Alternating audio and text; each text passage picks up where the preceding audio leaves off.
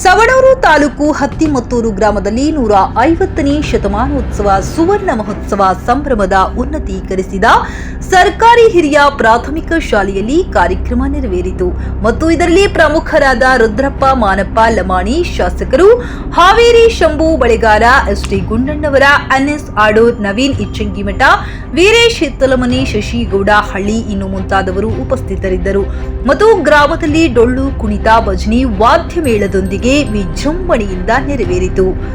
ವರದಿಗಾರ ಸುರೇಶ್ ಬೇವಿನಮರದ.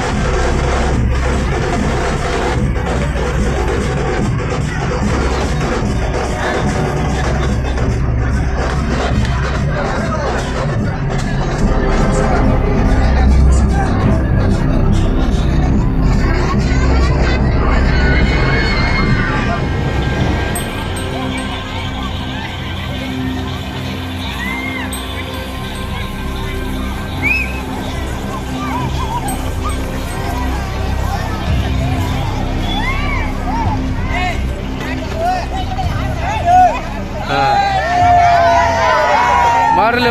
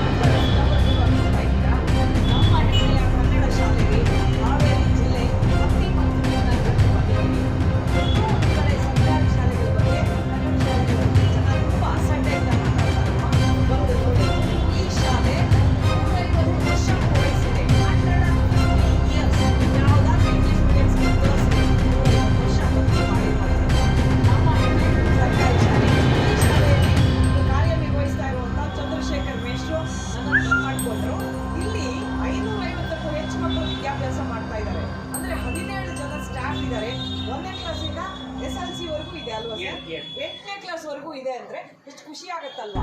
ಸರ್ಕಾರಿ ಶಾಲೆ ಅಂದ್ರೆ ಮೂಗು ಮುರಿಯುವಂತ ಪೋಷಕರೇ, ದಯವಿಟ್ಟು ಸರ್ಕಾರಿ ಶಾಲೆ ಜೊತೆಗೆ ಕೈ ಜೋಡಿಸಿ ಇದನ್ನ ಉಳಿಸೋ ಅಭಿಯಾನಕ್ಕೆ ನೀವೆಲ್ಲ ಸಾಥ್ ಕೊಟ್ರೆ ನಮ್ಮ ಹೆಮ್ಮೆ. ನಾವೆಲ್ಲ ಕಲ್ತಿದ್ದು ಸರ್ಕಾರಿ ಶಾಲೆಯಲ್ಲೇ. ಖಂಡಿತವಾಗಿಯೂ ನಮ್ಮ ಮಕ್ಕಳು ಬಹಳ ಉನ್ನತ ಮಟ್ಟಕ್ಕೆ ಏರ್ತಾರೆ.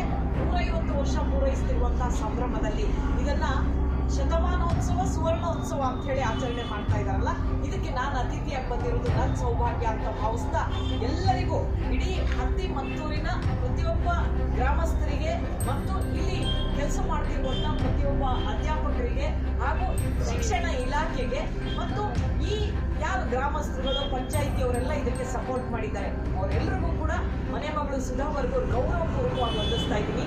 ನಮಸ್ಕಾರ. ಸರ್ಕಾರಿ ಶಾಲೆ ಉಳಿಸೋಣ, ಸರ್ಕಾರಿ ಶಾಲೆಗಳ ಜೊತೆಗೆ ನಾವು ಬೆಳೆಯೋಣ. ನಮಸ್ಕಾರ.